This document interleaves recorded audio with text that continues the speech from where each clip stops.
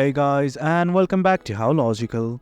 In this tutorial, we're gonna look at how to enable require OTP on all your devices for your Amazon account. Well, as you can see, I have already logged in. In case you have not, do log in right now. Initially, what we have to do is simply go to your account. For that, what you need to do is simply click on this button that says Account and List. Click on it right now.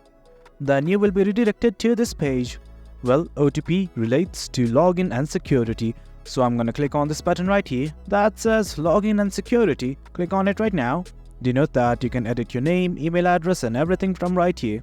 I'm just gonna scroll down and here's something like two-step verification, and right next to it there is something called as Manage. Click on it. Well, right here, as you can see, this is my two-step verification settings. I'm just gonna scroll right back down and right here you can see devices that suppress OTP.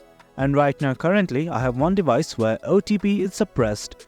In case you have multiple devices, it might say you have something devices where OTP is suppressed.